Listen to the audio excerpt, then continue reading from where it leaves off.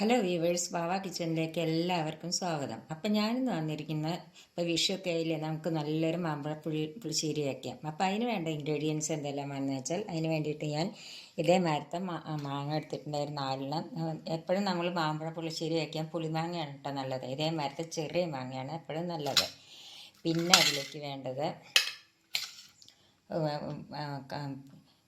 കറിക്ക് ഒരു കളർ കിട്ടാനായിട്ട് കുറച്ച് മുളക് പൊടി എടുത്തിട്ടുണ്ട്, പിന്നെ മഞ്ഞൾപ്പൊടി കുറച്ച് എടുത്തിട്ടുണ്ട്, പിന്നെ ഉപ്പ്, പിന്നെ നമുക്ക് ഈ മാമ്പഴപ്പുളിശ്ശേരി ആകുമ്പോൾ കുറച്ചൊരു മധുരം വേണമെങ്കിൽ ഒരു ലേശം ശർക്കര എടുക്കാം. പിന്നെ അതിലേക്ക് തൈര് വേണം. തൈര് നമ്മുടെ പുളിയുടെ അനുസരിച്ചിട്ട് എടുക്കാം. പിന്നെ കുറച്ച് കരിവേപ്പിൻ്റെ ഇല വേണം. പിന്നെ ഒരു ചെറിയ നാളികേരത്തിൻ്റെ അരമുറി നാളികേരം എടുത്തിട്ടുണ്ട്, പിന്നെ 2 പച്ചമുളക്, പിന്നെ കുറച്ച് കുരുമുളക്, പിന്നെ ചെറിയ ജീരകം. ഇത് നമുക്ക് അരയ്ക്കാനുള്ളതാണ്. പിന്നെ ഇത്ര സാധനമാണ് നമ്മുടെ ഈ മാമ്പഴ പുളിശ്ശേരി വെക്കാനായിട്ട് വേണ്ടത്. പിന്നെ ഇത് പറയാൻ വിട്ടുപോയിട്ടോ, വറുത്തിടാനായിട്ട് ഉലുവ വേണം 1/4 സ്പൂണ്, ഒരു വറ്റൽമുളക് വേണം, പിന്നെ കടുക് വേണം 1/4 സ്പൂൺ. ഇത്ര സാധനമാണ് നമ്മുടെ ഈ മാമ്പഴ പുളിശ്ശേരി വെക്കാനായിട്ട് വേണ്ടത്. ചിലർ ഈ മാമ്പഴ പുളിശ്ശേരി വെക്കുമ്പോൾ അതിൽ പിന്നെ കുമ്പളങ്ങയുടെ കഷ്ണോ അല്ലെങ്കിൽ വെള്ളരിക്കയുടെ കഷ്ണോ കൂട്ടാറുണ്ട്. ഞാൻ അപ്പോൾ അതൊന്നും കൂട്ടുന്നില്ല, വെറുതെ മാങ്ങ മാത്രം ഇട്ടിട്ടാണ് വെക്കുന്നത്.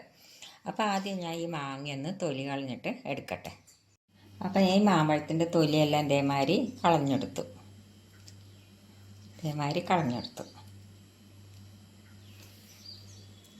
അപ്പം മാമ്പഴമൊക്കെ ഞാൻ തൊലി കളഞ്ഞെടുത്തു. ഇനി നമ്മൾ എന്താ ചെയ്യേണ്ടത് വെച്ചാൽ ഒരു ചീഞ്ചട്ടി എടുത്തേക്കുക. ഇത് നമ്മൾ കലച്ചട്ടിയിൽ അല്ലെങ്കിൽ ചെറിയ കലത്തിൽ വെക്കേണ്ടതാണ് ഈ മാമ്പഴ പുളിശ്ശേരി എപ്പോഴും നല്ലത്.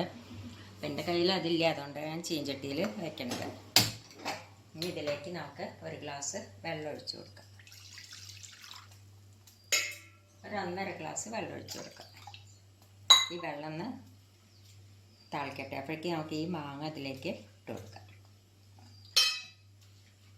അതിലേക്ക് നമുക്ക് ഈ ഉപ്പും ഈ മുളക് പൊടി ഒരു കളറിന് മാത്രമായിട്ടാണ് ഇടേണ്ടത്. മഞ്ഞൾപ്പൊടി ഇട്ട് കൊടുക്കാം. പിന്നെ അതിലേക്ക് ഈ ശർക്കര ഇടുക. നിങ്ങൾക്ക് മധുരം കൂടുതൽ വേണമെങ്കിൽ കൂടുതൽ ശർക്കര ഇടുക. ഞാൻ ചെറിയൊരു കഷ്ണം ഇട്ടിട്ടുള്ളൂ. ഇതും കൂടി ഇട്ട് കൊടുക്കാം. ഇനി ഇതൊന്ന് തിളക്കട്ടെ. അപ്പോൾ ഇത് തിളയ്ക്കാൻ തുടങ്ങി. നമുക്കിനി ഇതൊന്ന് അടച്ച് വയ്ക്കാം. ഇനി നമുക്ക് തീ സിമ്മിലാക്കിയിട്ട് വെക്കാം. ഇനി ഒരു 10 മിനിറ്റ് കഴിഞ്ഞിട്ട് നമുക്ക് നോക്കാം. അപ്പോഴേക്കും നമുക്ക് ഈ നാളികേരവും ഈ പച്ചമുളകും കുരുമുളകും ജീരകവും കൂടി നല്ല പോലെ ഒന്ന് അരച്ചെടുക്കാം. അപ്പോൾ നമുക്ക് മാങ്ങയൊക്കെ വെന്തോന്ന് നോക്കാം. മാങ്ങയൊക്കെ നന്നായി വെന്തിട്ടുണ്ട്. ഇനി എന്താ നമ്മൾ ചെയ്യേണ്ടത് വെച്ചാൽ ഇതിലേക്ക് നമുക്ക് ഈ നാളികേരവും പച്ചമുളകും കുരുമുളകും ജീരകവും കൂടി അരച്ചത് ഒഴിച്ചു കൊടുക്കാം. അതിന് മുമ്പ് നിങ്ങൾക്ക് എൻ്റെ വീഡിയോ ഇഷ്ടപ്പെടുകയാണെങ്കിൽ ഒന്ന് ലൈക്ക് ചെയ്യാനും ഷെയർ ചെയ്യാനും സബ്സ്ക്രൈബ് ചെയ്യാനും മറക്കരുത്. ഇനി ഇതൊന്ന് തിളക്കട്ടെ.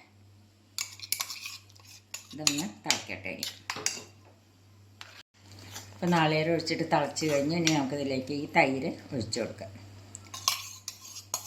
തൈര് ഒഴിച്ചാൽ നമ്മൾ ഇളക്കിക്കൊണ്ടിരിക്കണം കേട്ടോ. തൈരൊന്ന് വരട്ടെ. തൈര് ഒഴിച്ചാൽ നമ്മളിങ്ങനെ ഇളക്കിക്കൊണ്ടിരിക്കണം കേട്ടോ. അപ്പോൾ തൈര് ഒഴിച്ചിട്ട് ഒന്ന് വന്നു. ഇനി നമുക്കിതിലേക്ക് കരിവേപ്പിൻ്റെ ഇല ഇട്ട് കൊടുക്കാം. ഇനി നമുക്കിതിലേക്ക് കടുക് വറുത്തിടാം.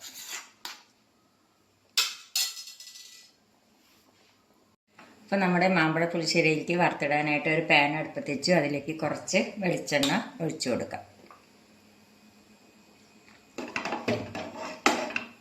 ഇനി അതിലേക്ക് നമുക്ക് ഈ കടുക് ഇട്ട് കൊടുക്കാം. കടുകൊന്ന് പൊട്ടട്ടെ.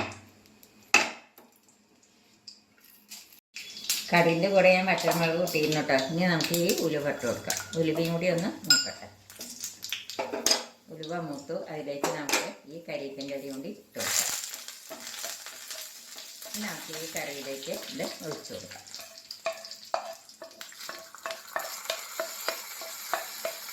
അപ്പോൾ നമ്മുടെ സ്വാദിഷ്ടമായ മാമ്പഴ പുളിശ്ശേരി റെഡിയായി. എല്ലാവരും ഒന്ന് ഉണ്ടാക്കി നോക്കുക. ഇഷ്ടപ്പെടുകയാണെങ്കിൽ ഒന്ന് ലൈക്ക് ചെയ്യുക, ഷെയർ ചെയ്യുക, സബ്സ്ക്രൈബ് ചെയ്യാത്ത സബ്സ്ക്രൈബ് ചെയ്യുക. Thank you.